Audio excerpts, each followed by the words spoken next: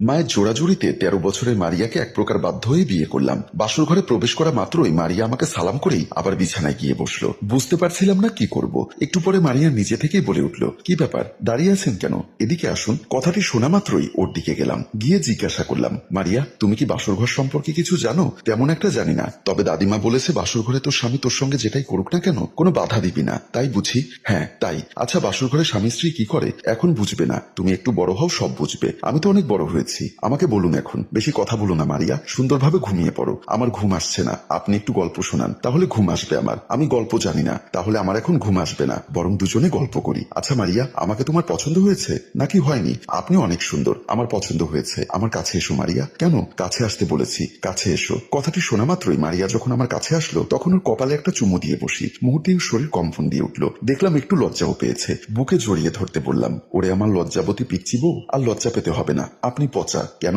আমাকে না বলে আমার কপালে চুমু দিলেন কেন? আমার বুঝি লজ্জা লাগে না? আচ্ছা এরপর থেকে চুমু দিলে তোমার থেকে অনুমতি নিয়েই চুমু দিব, কেমন? ঠিক আছে। তোমাকে যে কপালে চুমু দিলাম তোমার কেমন লাগলো? জানি না, কেমন একটা অনুভূতি হলো আমার, তবে পুরো শরীর শিউরে উঠলো। আচ্ছা আমার বুকে মাথা রেখে তুমি ঘুমাও, ঠিক আছে? কথাটি বলে মারিয়া আমাকে জড়িয়ে ধরে ঘুমিয়ে গেল। বেশ ভালোই লাগছিল আমার। এভাবেই কাটতে লাগলো আমাদের দিন। আমি তার সাথে কখনো শারীরিক সম্পর্ক করিনি, কারণ সে অনেক ছোট ছিল। এভাবেই কেটে যাচ্ছিল আমার সুখের সংসার। আজ আমি অফিসে যাওয়ার জন্য রেডি হচ্ছিলাম, রুমে দেখলাম মারিয়া নেই। মারিয়াকে ডাকতে লাগলাম, মারিয়া, মারিয়া কোথায় গেলে তুমি? অনেক ডাকাডাকির পরও মারিয়াকে পাচ্ছিলাম না। আমার মা এসে বলল, সাদ্দাম তুই তো অফিসে যাচ্ছিস বাবা? হ্যাঁ মা। মারিয়া কোথায়? পাশের ফ্ল্যাটের ফাহিম এসে ওকে ছাদে ডেকে নিয়ে গেছে। মায়ের মুখে এমন কথা শুনে আমি কিছুটা অবাক হয়ে গেলাম। বললাম, সামনের বাসার পিচ্চি ছেলেটা? হ্যাঁ। ও কেন মারিয়াকে ছাদে নিয়ে যাবে? ছেলেটা মারিয়ার সমবয়সী। সেদিন দেখলাম দুজনে একই সাথে ছাদে বসে লুডু খেলছে। আজকেও হয়তো বা লুডু খেলার জন্য ডেকে নিয়ে গেছে। মা, মারিয়া ছোট হলেও সে কিন্তু এই ঘরের বউ। ৮-১০টা পিচ্চির মতো সে যখন তখন যেখানে সেখানে চলে যাবে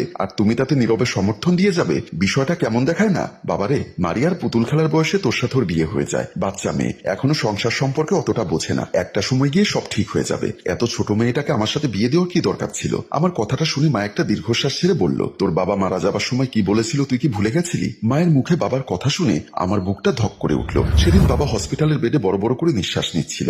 বাবার মুখে ছিল অক্সিজেন মাস্ক। আমাকে আর মাকে দেখে বাবা অক্সিজেন মাস্কটা খুলে ফেলে। মা বলল, এ কি সাদ্দামের বাপ, তুমি অক্সিজেন মাস্ক খুলে ফেললে কেন? আমার মনে হয় আমি আর বাঁচবো না। চলে যাবার আগেই একটা কথাই বলে যাই, বাবা সাদ্দাম, এই পৃথিবীতে তোর কাছে আমার কোনো চাওয়া নেই। একটা জিনিস চাইবো, তুই না করবি না? বলো বাবা, তুমি কি চাও আমার কাছে? তুই তো জানিস এই পৃথিবীতে আমি আর তোর ছোট বোন রাজিয়া ছাড়া আমার আর কোনো আত্মীয় স্বজন নেই। আমি অনেক কষ্ট করে রাজিয়াকে বিয়ে দিয়েছিলাম, কিন্তু আমার বোনটার পোড়া কপাল। বিয়ের বছর না পেরোতেই একটা কন্যা সন্তান আমার বোনের কোলে রেখে আমার ভগ্নিপতি মারা যায়। এতদিন আমি ওদের সংসারে হাল ধরেছি, হাজার চেষ্টা করেও আমার বোনকেও শ্বশুর বাড়ি থেকে আমার